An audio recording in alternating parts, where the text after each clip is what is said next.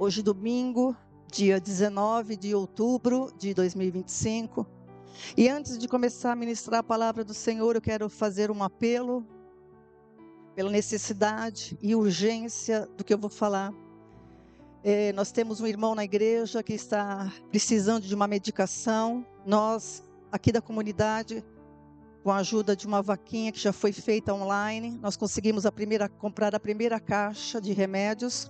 Está acabando e ainda foi pedido a ajuda do Sistema Público de Saúde para fornecer esse remédio que é caro, e nós precisamos conseguir a segunda caixinha porque ainda não foi liberado pelo governo essa medicação. Está em vias mas ainda não foi, e nós não queríamos interromper o tratamento que o nosso irmão Douglas começou com essa primeira caixa de medicação, que fez muito bem para ele. Graças a Deus ele está até entre nós de novo aqui, sendo fortalecido. E eu queria pedir para você que nos assiste no Facebook, no YouTube, que você olhe na minha página do Facebook. Tem uma vaquinha online em nome que a gente fez para o Douglas. E que você participe, se você tiver ao teu alcance, se Deus tocar no seu coração. A palavra de Deus diz que quando estiver ao nosso alcance, que a gente faça o bem. Então, se tiver ao seu alcance, que você ajude nessa vaquinha para a gente conseguir comprar essa medicação. Nós precisamos de urgência, por causa que a medicação termina nessa próxima semana, e até o final dessa semana nós temos que estar com uma segunda caixa de medicação. Tá bom? O Senhor vai dar graça, eu sei, porque até aqui, o Senhor tem ajudado, eles são testemunhas vivas disso. Mas eu peço que você, em nome de Jesus, e que o Senhor abençoe ricamente, porque o Senhor nos abençoa. Eu tenho aprendido isso na minha vida, eu aprendi com o Carlos, e tenho aprendido na minha vida que o Senhor nos abençoa para sermos abençoadores. Então, que você possa ajudar e contribuir em nome do Senhor Jesus. Amém? Eu vou continuar uma ministração que eu comecei na semana passada, falando e tendo o privilégio, eu vou afastar um pouco, ver se fica bom, porque está dando no meu... eu vou continuar uma ministração que eu comecei domingo passado, porque no meu coração eu tenho a sequência de ministrações que é falar sobre o fim dos tempos, sobre o arrebatamento da igreja, sobre toda a sequência escatológica que a Bíblia apresenta, porque Deus não nos deixa no vácuo. Ele deixou tudo anunciado do princípio ao fim. E a gente tem, como seres inteligentes, atentar para o que o Criador falou na sua palavra. E eu tenho falado, e eu tenho ministrado desde o domingo passado sobre a necessidade da gente entender quem é Jesus, conhecido como Cristo, o Jesus Cristo de Nazaré, como Filho do Homem, como Filho de Deus. E nós precisamos entender, porque senão nada tem sentido do que eu vou falar para frente. Aliás, não teria sentido toda a Bíblia.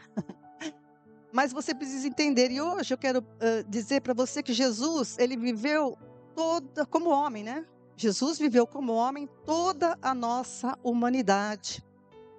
Na semana passada, nós vimos que lá nos céus, Jesus, verdadeiramente antes, assim vamos dizer, lá na eternidade não era Jesus, lá na eternidade era o Verbo, Por toda a eternidade, o que existe é o Verbo eterno, a palavra diz isso. Tanto que o Verbo estava com Deus, e o Verbo é Deus, e ele fez os céus e a terra. O apóstolo João, ele fala sobre Cristo na eternidade, logo no início do seu evangelho, o Evangelho João. Eu preciso repetir isso muitas vezes, para que você atente muito bem para essas palavras que veio de Deus, como uma revelação do Senhor através do seu servo, o apóstolo João. Evangelho de João, capítulo 1, dos versos 1 a 3, a gente lê assim: no princípio era o Verbo. Ele está se dirigindo àquele que João conheceu, aquele que João conviveu, aquele que João foi chamado discípulo amado. Ele está se referindo a Jesus dessa forma: no princípio era o Verbo estava com Deus e o Verbo era Deus. Ele estava no princípio com Deus, todas as coisas foram feitas por ele, e sem ele nada do que foi feito se fez. Então é muito claro, muito profundo, muito tremendo isso que João fala nesse início do seu evangelho. A gente precisa atentar para isso. E no versículo 14, aí mesmo em João, ele diz assim: e o verbo se fez carne e habitou entre nós, e vimos a sua glória, como a glória do unigênito do Pai, cheio de graça e de verdade. Por que Jesus é chamado de unigênito? Porque ele é o Filho, ele é o primeiro Filho de Deus, foi gerado por Deus, é o primeiro gerado de Deus. E você precisa atentar para quando você lê uma coisa dessas maravilhosa. Então, essa descrição de Cristo nos torna claro, e também não só por essa descrição, mas por toda a Bíblia, que Jesus é Deus. Que Jesus criou todas as coisas, não só criou, como sustenta todas as coisas. E agora, essa é a realidade de Cristo na eternidade. Agora, quando o Verbo eterno, a palavra diz que ele deixou o seu poder. Isso para o homem pode parecer loucura, mas para mim, que eu vejo como um grande amor de Deus, a grande graça, a maravilhosa graça de Deus, meu amado. Não desperdice esse amor, não jogue fora, não seja indiferente. Quando o Verbo eterno deixou o seu poder e glória e foi introduzido no mundo, num corpo preparado pelo Pai. Isso está lá em Hebreus 10, a gente vai ver um pouquinho mais na frente. Na plenitude dos tempos, Jesus foi concebido, nasceu, passou a viver entre os homens, assumindo a condição de Filho de Deus.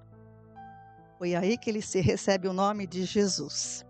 E não está aí na minha projeção, mas eu gostaria que você abrisse em Mateus, porque hoje de manhã o Senhor falou, porque eu vou falar na frente da aparição do anjo para Maria, mas agora eu quero falar de José agora. Se hoje de manhã o Senhor me incomodou para me falar dessa. Mateus capítulo 1, quando na Bíblia diz que José estava desposado de Maria, ou seja, ele estava noivo com Maria, aguardando, né, a cerimônia da união dos dois. E a palavra diz que a partir do versículo 18, Mateus 1, 18. Ora, o nascimento de Jesus Cristo foi assim: estando Maria, sua mãe, desposada com José, ela estava noiva, tá? Essa palavra é noiva. Antes que coabitassem, achou-se grávida pelo Espírito Santo. José, seu marido, sendo justo e não querendo difamá-la, resolveu deixá-la secretamente. Então essa seria uma situação que José se viu constrangido. Ele não sabia, ele não entendeu, ele amava Maria, certamente, e aqui diz a palavra que ele pretendeu deixá-la. Quando ele soube que ela estava grávida, ele pretendeu deixá-la. Olha só. Projetando ele isto, versículo 20. Em sonho lhe apareceu um anjo do Senhor dizendo: José, filho de Davi, não temas receber a Maria, tua mulher, porque o que nela foi gerado é do Espírito Santo. Ela dará à luz um filho e lhe porás o nome de Jesus, porque ele salvará o seu povo dos pecados deles. Tudo isto aconteceu para que se cumprisse o que foi dito da parte do Senhor pelo profeta. Ele vai falar aqui o que está escrito lá em Isaías. Olha, veja o casamento das coisas como o Novo Testamento é o cumprimento do Velho. Isaías 7, 11 fala isso que vai falar aqui. Ó. A virgem conceberá e dará à luz um filho, e o chamarão pelo nome de Emanuel, que quer dizer Deus conosco. José, despertando do sonho, fez como o anjo lhe ordenou e recebeu a sua mulher, mas não a conheceu até que ela deu à luz um filho e lhe pôs o nome de Jesus. Então, esse texto revela o que aconteceu na geração de Cristo. Aqui a versão da parte de José, depois a gente vai ver da Maria. Mas você veja que como Deus estava no controle desse nascimento. Jesus ele não é fruto de um acaso. Foi tudo debaixo de uma palavra profética, já pré-determinado na eternidade, e aqui agora se cumpria na vida desse casal, né? Então, nesse momento, né, que você veja que até o nome foi dado por Deus, né, Jesus, né? E também ele seria conhecido como Emanuel, que quer dizer Deus conosco. Então é muito importante a gente atentar para essas coisas. Por que eu quero frisar isso, amados? Porque no tempo, enquanto Jesus viveu no tempo dos homens, ele encarnou, o verbo encarnou, ele se tornou Jesus. O verbo encarnou e se tornou homem, chamado Jesus. E no tempo dos homens, Jesus Cristo, homem, ele se esvaziou dos seus atributos divinos. Jesus, ele não veio em glória, ele foi um homem comum, como cada um, como nós somos, né?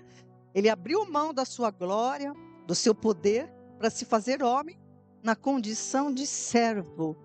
Guarde bem isso, na condição de servo. É assim que Paulo também bem expressa em Filipenses, capítulo 2, a partir do versículo 5. Filipenses 2, 5 em diante.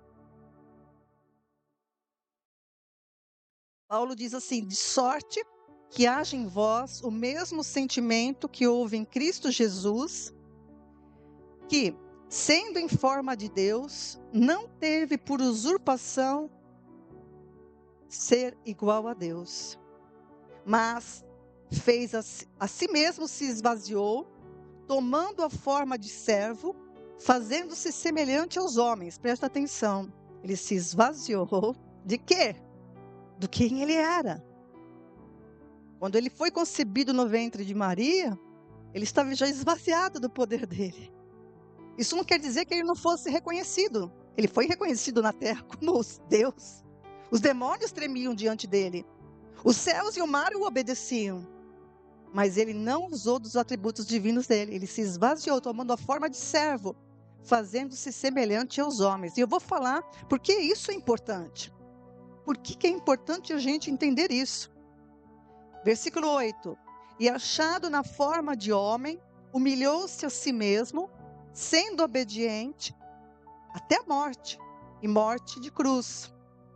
Pelo que Deus o exaltou soberanamente, e lhe deu um nome que é sobre todo o nome, para que ao nome de Jesus se dobre todo o joelho dos que estão nos céus, na terra e debaixo da terra, e toda língua confesse que Cristo Jesus é o Senhor, para a glória de Deus Pai.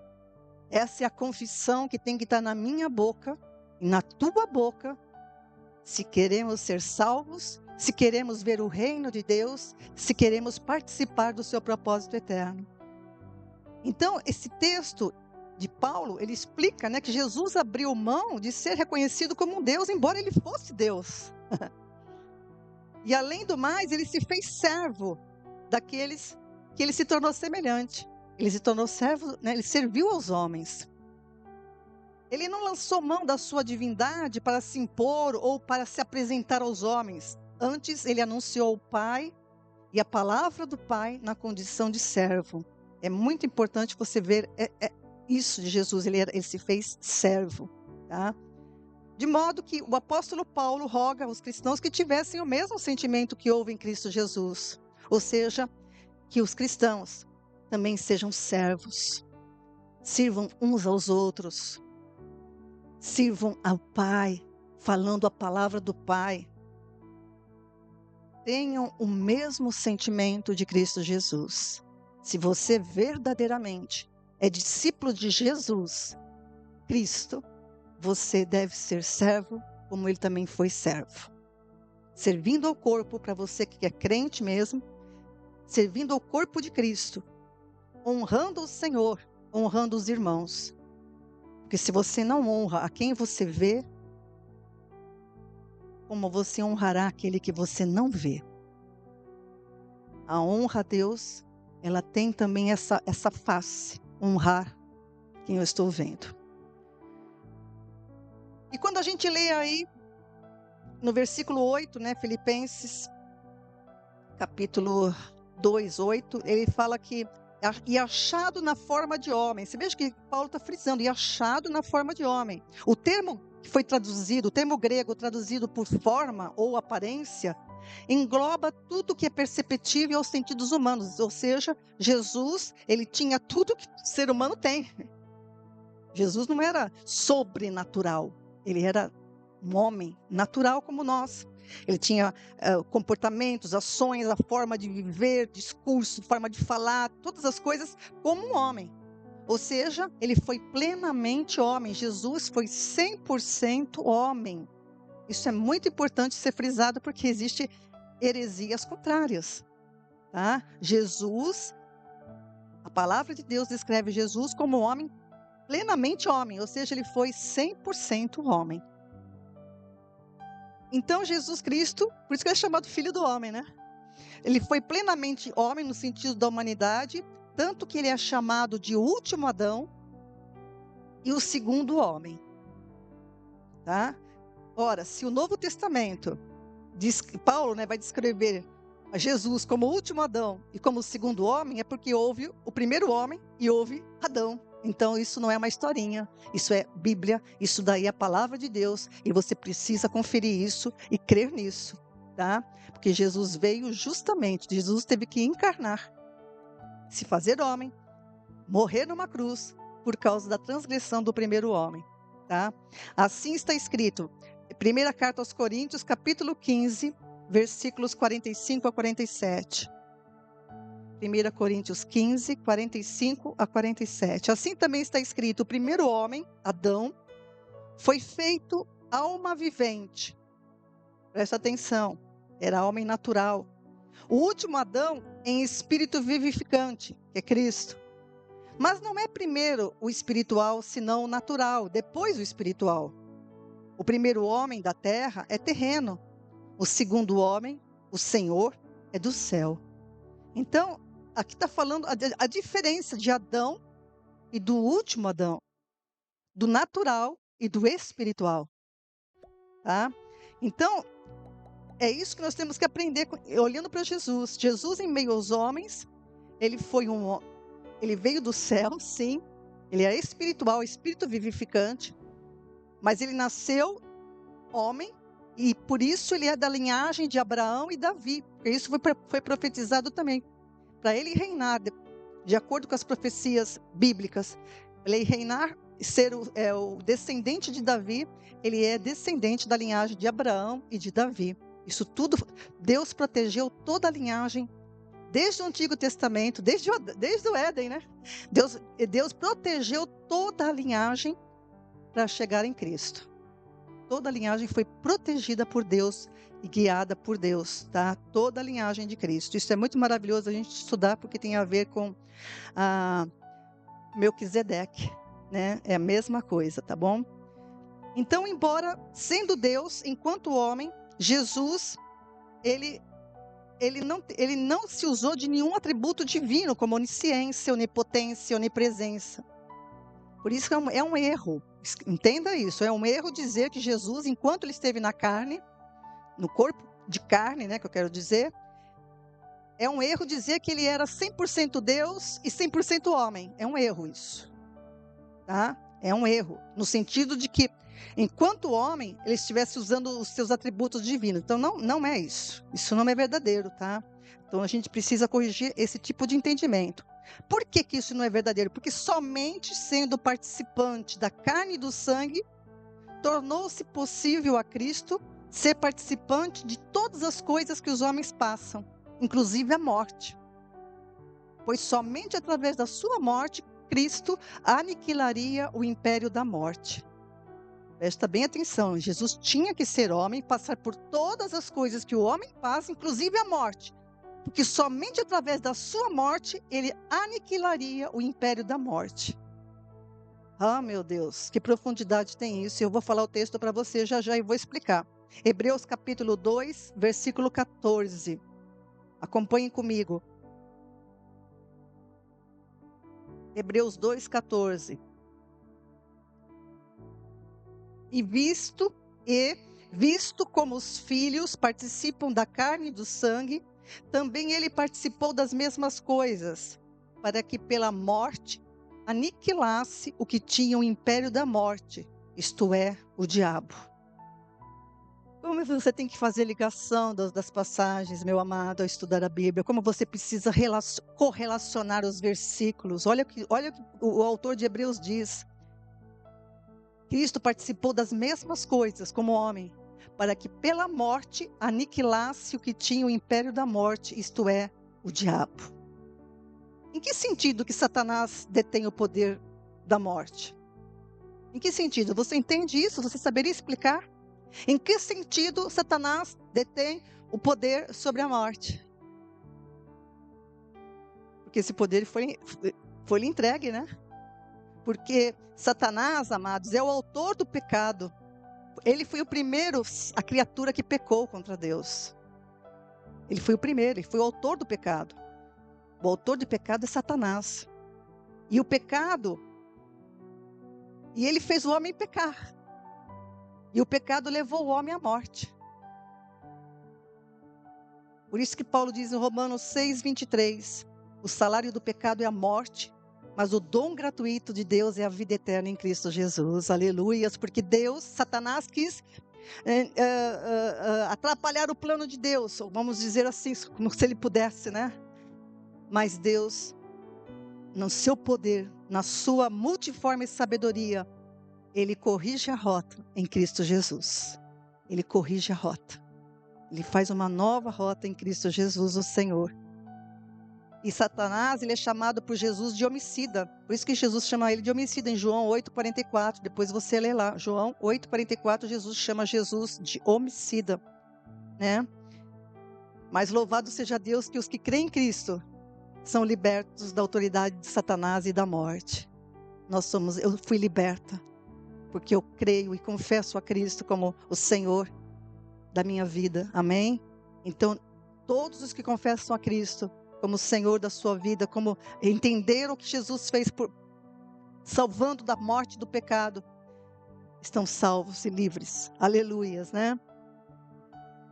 E Jesus então viveu entre os homens com toda essa humanidade. Isso é muito precioso, amados. Como não amá-lo? Né? Como não amar a Cristo? Como não obedecer? Como não se submeter? Ele foi prometido e quando ele veio, alguns, não todos identificaram ele como Cristo, mas quem identificou se dobrava diante dele, o adorava. Pessoas o adoravam, que buscavam cura e eram curadas, adoravam, se prostravam diante dele, reconhecendo que ele era o prometido. Então, mas era um homem comum, isso confundiu muitas pessoas. Em tudo ele foi semelhante aos homens, nas fraquezas, nas necessidades, nos sentimentos, limitações, tentações. Hebreus 2:17 fala sobre isso. Ele teve tudo que pertence aos homens, mas sem pecado. Porque ele não nasceu da mesma forma dos gerados em Adão. Ele não nasceu da relação do homem com a mulher, de José com Maria, né? A gente viu o texto lá que Maria foi concebida pelo Espírito Santo. Então, Jesus não nasceu da carne, do sangue e da vontade do varão, mas nasceu da vontade de Deus. E todos os que são gerados em Cristo, agora pela fé em Cristo, também são gerados pela vontade de Deus. Porque quando eu nasci nesse mundo, por isso que a gente passa nós, o ser humano, aqueles que creem em Cristo, passam 2 vezes na olaria de Deus. Aqueles que creem e confessam a Cristo, passam na olaria de Deus 2 vezes. Como assim? A primeira vez foi quando eu fui gerada no ventre da minha mãe. Que todos os que são gerados, a palavra do Senhor que foi dada lá no Éden, multiplique-se, é Deus gerando. A gente vai ver que Deus cria o Espírito. Então eu fui gerada no ventre da minha mãe. Essa daí é a primeira.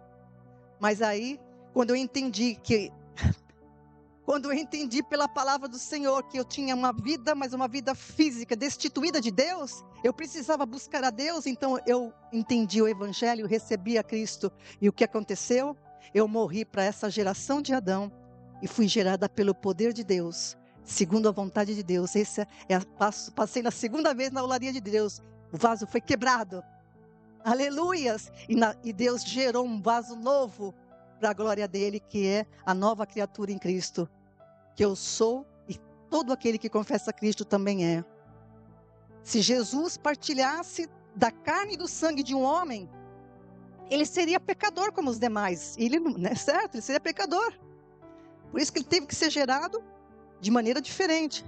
Mas como foi Deus que o gerou no ventre de Maria, ele nasceu sem pecado e não se achou durante a sua existência neste mundo engano na sua boca.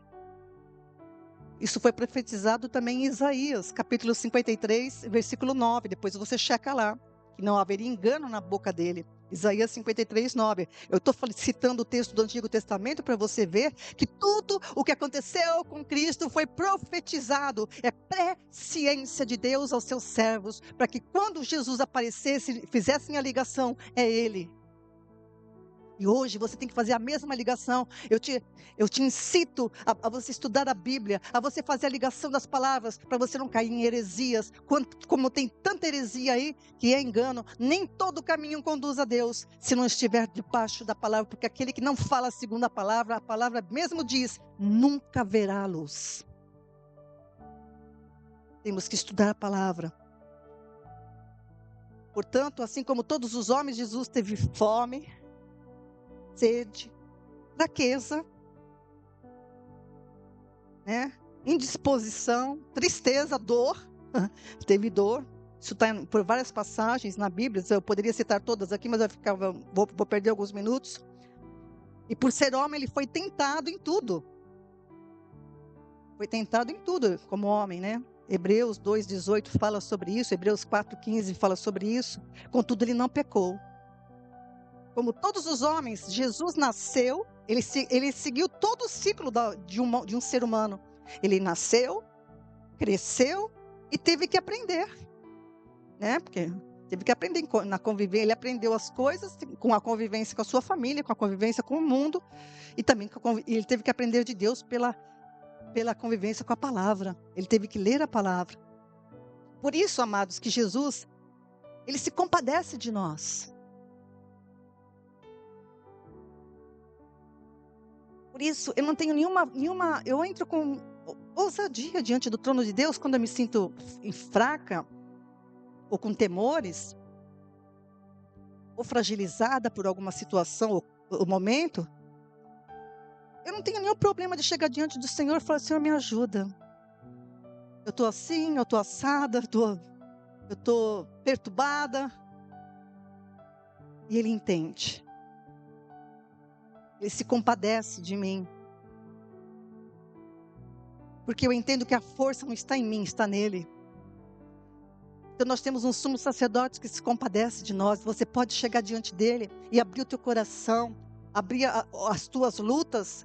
O que ele não admite, eu não sei se nem é essa expressão correta, mas o que não é admissível é a gente desistir, né? Mas confiar nele. Hebreus capítulo 4, versículo 15 diz assim, Hebreus 4, 15, porque não temos sumo sacerdote que não possa se compadecer das nossas fraquezas. Pelo contrário, ele foi tentado em todas as coisas à nossa semelhança, mas sem pecado. Então ele se compadece de mim, ele se compadece de você, de todo aquele que se aproxima humilde diante dele, buscando a sua ajuda. Jesus Cristo, homem, é Deus, por ser o verbo encarnado. Mas enquanto encarnado, ele foi 100% homem. Entende a diferença? Na eternidade, ele é Deus. Mas quando ele encarnou, ele era 100% homem. Tá ok? Cristo, e sem usar os atributos da divindade. Ah, mas como assim, pastor, ele fez tantos milagres? Então, Cristo, ele era atendido pelo Pai, porque ele veio obedecer ao Pai. Ele se propôs, eu vou e obedeço ao Senhor até a morte, em morte de cruz. Então, porque ele veio em obediência ao Pai, o Pai guardou a entrada dele no mundo e a saída dele. O Pai deu ordem aos anjos para que o guardassem em todos os seus caminhos. O dedo de Deus era sobre ele. E quando ele falava, ele sabia, eu sei que sempre o Senhor me ouve. Porque ele estava convicto. E isso que aconteceu com Jesus é um fato na minha vida e na tua vida. Se você verdadeiramente obedece a Deus, todas as suas orações são ouvidas por Ele. Podem não ser atendidas no momento. que a gente está pedindo, mas Deus tem sempre uma resposta, e sempre é para te honrar, e sempre é para honrar, porque como Ele honrou Jesus, Ele também honra aqueles que se submetem a Ele. Aleluias.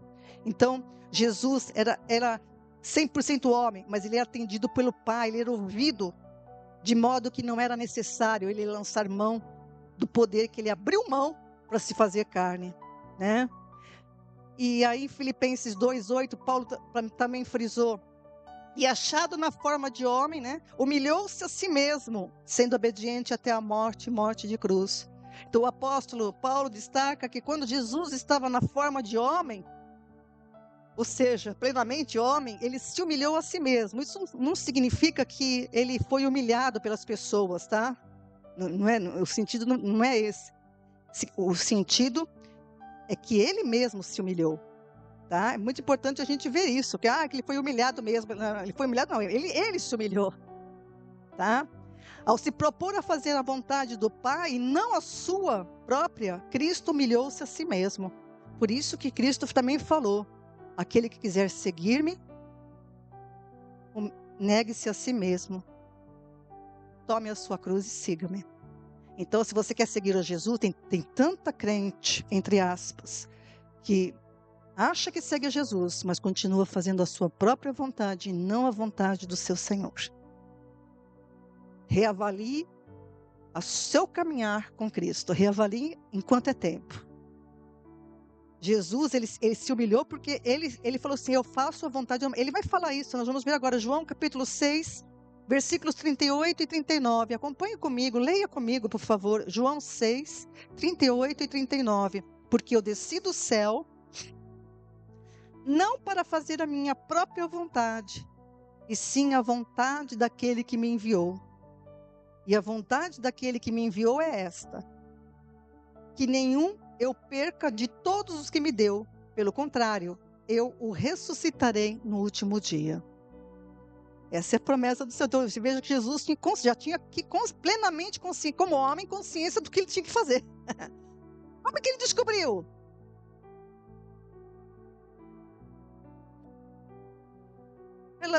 Lendo os profetas, lendo a lei, lendo os profetas, ele soube que ele era o enviado de Deus. E aí então Deus era com ele. O apóstolo Paulo descreve Jesus homem, simplesmente destacando que Jesus se sujeitou a Deus como servo, sendo obediente e obediente até a morte. Ele não veio fazer a própria vontade, ele veio fazer a vontade de Deus. E ele sabia que a vontade de Deus é que a gente viva, não que a gente morra. A vontade de Deus é que você pertença a Deus e não ao diabo. A vontade de Deus é que você participe de tudo o que tem preparado para aqueles que o amam. Meu Deus, é tanta coisa profunda. E embora sendo filho, ele teve que aprender a obediência. Jesus teve que aprender a obediência. Hebreus capítulo 5, versículos 7 e 8. Hebreus 5, versículos 7 e 8. O qual, nos dias da sua carne, oferecendo com grande clamor e lágrimas, veja que não era fácil. A gente pode olhar as passagens, né? A gente vê a série The Chosen. Quem assiste, eu não acompanho a série The Chosen, eu vejo de vez em quando alguns clipes, mas retrata bem Jesus homem. Chora, que tem fome, que tem sede, né? Que quando chegou o momento de ele se entregar, porque a palavra diz que ele não foi preso, ele se entregou. Ele sabia que ele veio para isso. Ele tremeu. Porque ninguém quer passar por uma morte de cruz. Em sã consciência, não. Agora, existe uma versão que diz aí, uma explicação teológica, que Deus desamparou Cristo na cruz. Isso não é verdade. Jamais é verdade. Cristo nunca desamparou Cristo. Deus nunca desamparou Cristo na cruz. Porque Cristo estava obedecendo ao Pai. Como é que o Pai iria desampará-lo? Quando Jesus cita lá, Eli, Eli, sabactani, porque o Senhor me desamparou, ele estava citando o Salmo 2. Salmo 2. Estava citando Salmo, é um Salmo que ele estava citando para mostrar que ele era o cumprimento daquilo. Mas o próprio Salmo, no seu corpo, diz: mas o Senhor me ouviu. Por que Deus ouviu ele? Não ouviu com relação a que ele não passasse pela morte de cruz, mas ouviu ele no principal. Ele não permaneceu como morto. Ele foi ressuscitado e glorificado conforme a promessa de Deus no Antigo Testamento, na eternidade. Então, quando fala aqui que nos dias da sua carne, oferecendo com grande clamor e lágrimas. Se alguém achar o Salmo aí, me fala para me corrigir, que eu acho que não é o 2 não, acho que é o 8. Dá uma verificada para mim, me ajuda aí.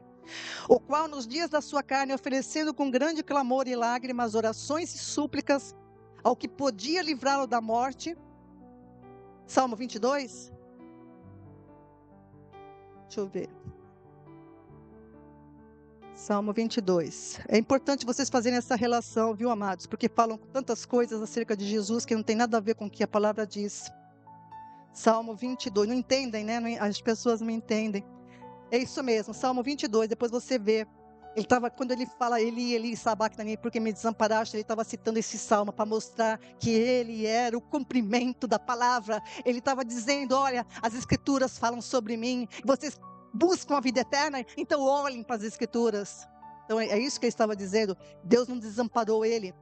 Nunca desse negócio que Deus virou as costas para ele. Imagina, Deus não vira as costas para ninguém que pertence a ele. Quando você está aí na sua pior das suas emoções, você pode ir diante dele, ele nunca vai virar as costas para você, porque você é um servo obediente. Amém? Você pode estar abalado nas suas estruturas emocionais, como Jesus estava no momento de se entregar. Mas ele sabia que Deus iria livrá-lo. O livramento não estaria ali na cruz, estaria quando ele ressuscitasse. E muito mais do que isso, ele estaria conquistando aquilo que Deus queria, que eu e você fôssemos salvos. Que eu e você fôssemos incluídos nele. Ele conquistou aquilo que ninguém poderia conquistar. Que nenhum homem humano nascido da geração de Adão poderia. Por isso que as religiões são o homem tentando chegar a Deus. Mas Cristo é Deus chegando ao homem e dizendo: vem e segue-me.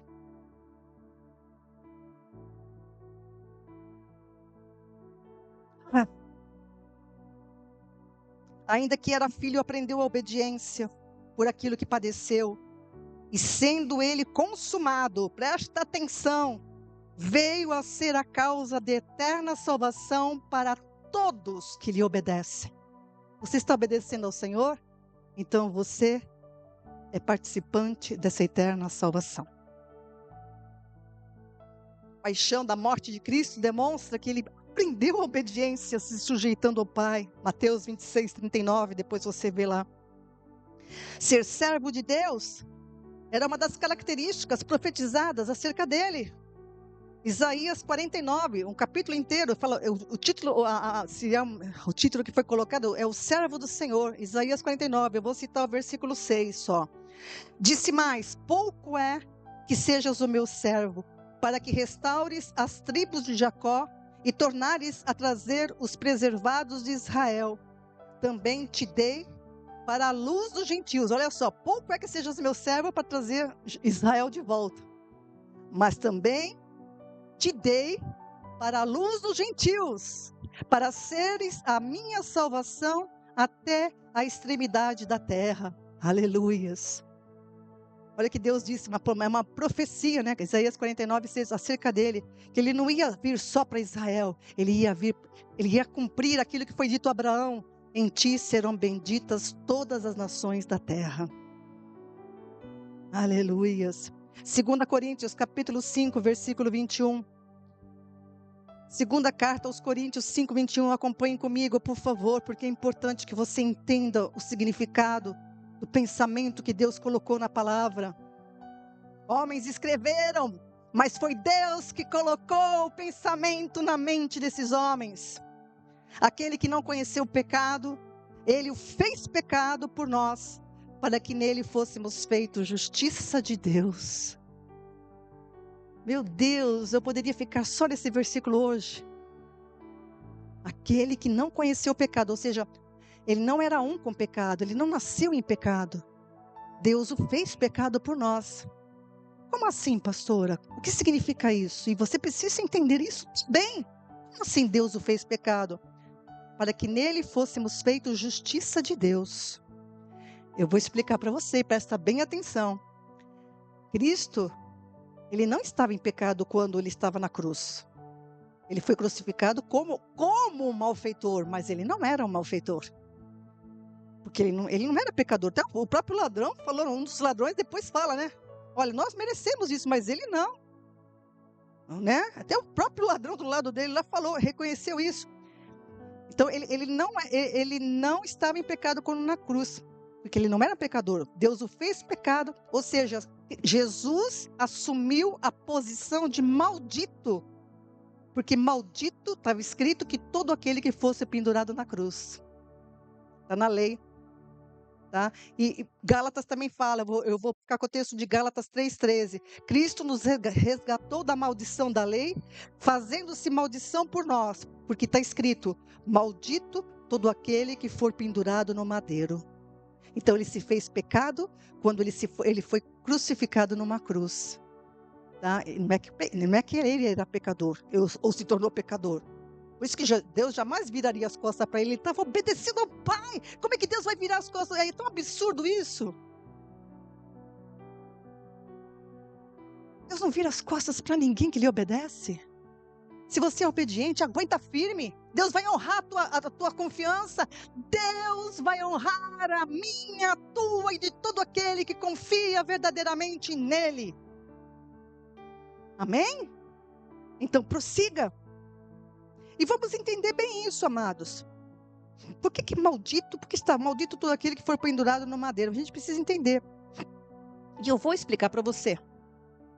Por causa da ofensa de Adão, que fez a humanidade pecar contra Deus, levou a humanidade para fora do propósito, a humanidade se tornou um fruto impróprio.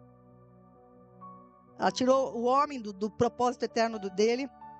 A primeira ação do Deus justo para redimir o homem que pecou, para salvar o homem do pecado, foi substituir a desobediência de Adão pela obediência do último Adão, Cristo. Guarde isso para sempre.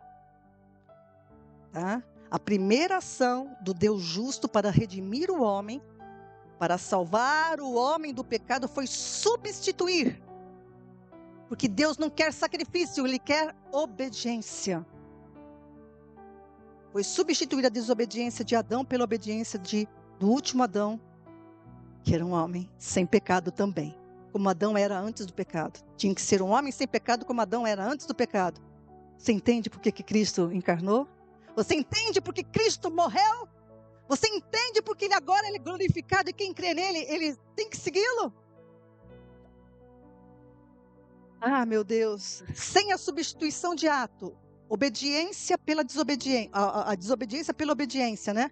Jamais haveria justiça e redenção, pois se um desobedeceu e muitos pecaram, ou seja, por que fala muitos pecaram? Porque Cristo não pecou. Se tem um, então não foram todos. Por isso que a palavra usa muitos, tá? Ok? Onde que eu estou aqui? Espera um pouquinho, deixa eu me achar aqui de novo. Se um desobedeceu e muitos pecaram, segue-se que se um obedecesse, muitos seriam justificados. Essa é a premissa de Romanos 5,15. Essa é a proposição que está em Romanos capítulo 5, versículo 15. Se um desobedeceu, muitos pecaram. Se um sem pecado obedecesse, muitos seriam justificados. É por isso que eu falo que Deus tem a lógica dele. Ele é o criador da lógica. Se um trouxe a morte, somente por um seria possível abolir a morte, estabelecendo a vida. 2 Timóteo, capítulo 1, versículo 10. 2 Timóteo 1, 10.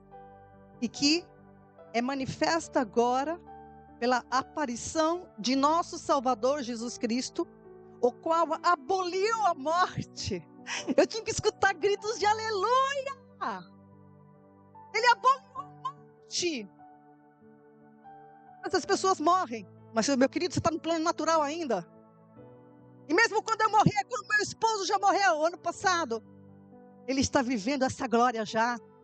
Ele está vivendo aquilo que Deus planejou na eternidade, que foi interrompido pelo pecado. E logo eu estarei com ele, e todos nós estaremos juntos. Porque o reino é de Deus, não é esse reino que caiu na corrupção, está corrompido e vai ser implodido. Escreva isso. Se a tua esperança está nesse mundo, você é o mais miserável de todos os homens, diz a palavra. Eu vivo aqui, eu usufruo do mundo, mas sem me abusar dele, porque eu sei que tudo aqui vai passar. E creia nisso. E você que é crente, e ainda não entendeu a tua vocação celestial, em nome de Jesus, se liga, porque o tempo é agora. O tempo é agora. Seja fiel. Siga os passos de Jesus, seja fiel até a morte. Passe pelas provas, como glorificando a Deus. Passe pelas tentações, dizendo, não, muito maior é meu Deus em mim. Passe pelas dores, exaltando sempre o nome do Senhor. Quer eu viva, quer eu morra, eu sou do Senhor. Tanto crente, me perdoe a expressão, banana. E eu vou dizer para você, a tristeza não é somente minha, é a tristeza do meu Pai no meu coração. Ele se entristece com pessoas que dizem servi-lo, mas servem de boca, não de coração. Porque senão estariam fazendo o que ele mandou fazer, como Jesus fez exatamente o que o Pai mandou ele fazer. Palavra do Senhor.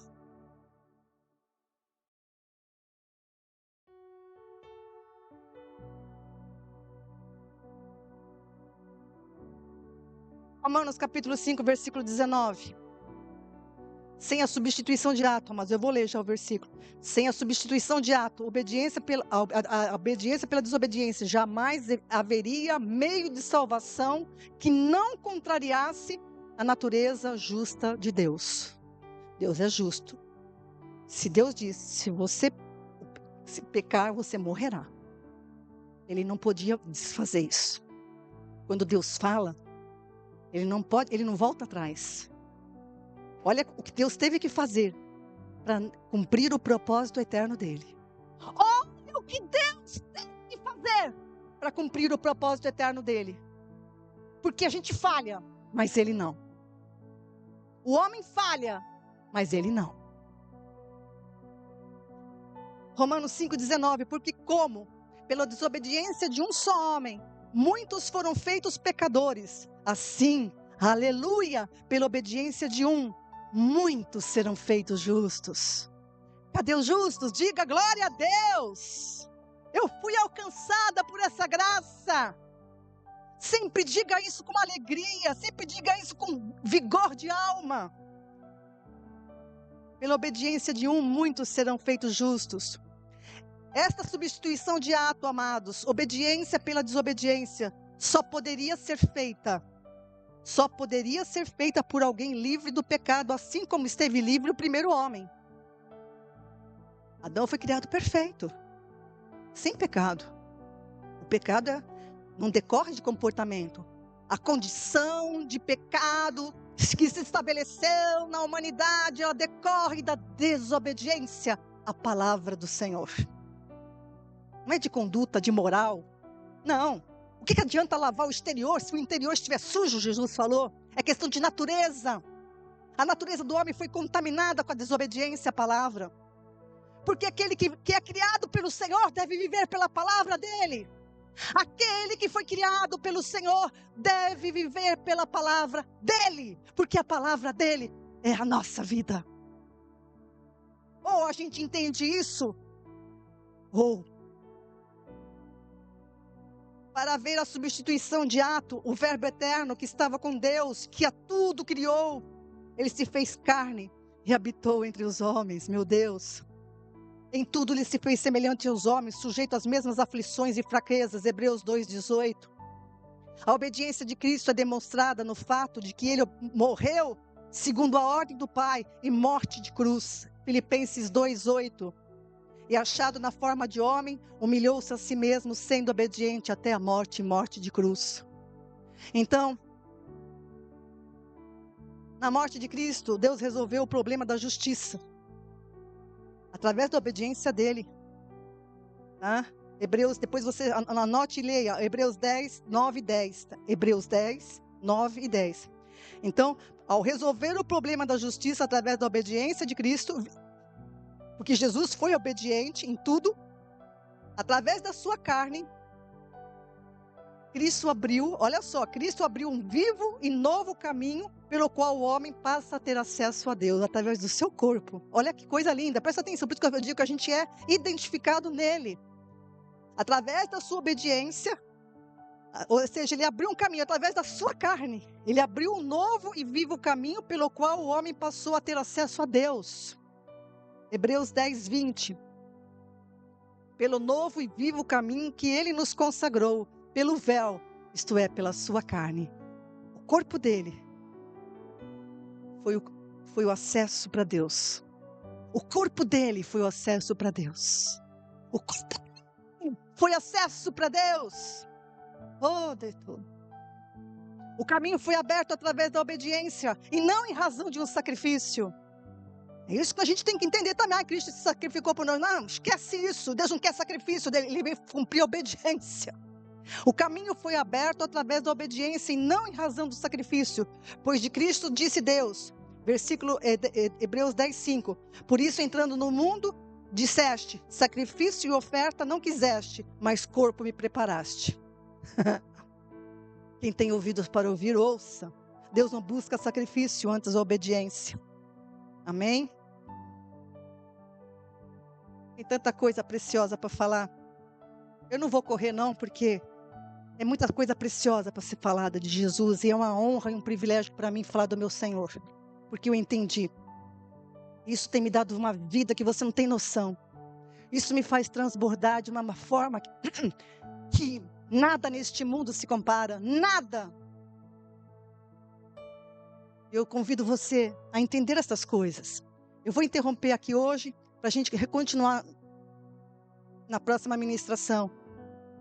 Na próxima ministração, eu vou te dizer que Jesus, eu vou explicar o agir de Deus como homem. Ele não era onisciente, nem onipotente, nem onipresente.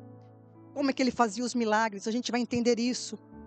E entender as expressões que a Bíblia usa para ele. Eu convido você, as minhas postagens no Facebook, elas são retiradas depois de um tempo, e eu convido você a me seguir na página do YouTube Ana Gasparotto, e se inscrever lá, porque as minhas mensagens ficam lá, né, no Facebook, elas são retiradas depois de um tempo.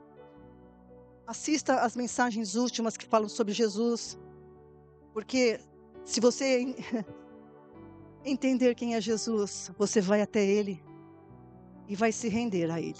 Amém? Que o Senhor possa te conduzir nisso e que o teu coração seja um campo bem preparado para aquilo que o Senhor tem para você, em nome de Jesus. Amém?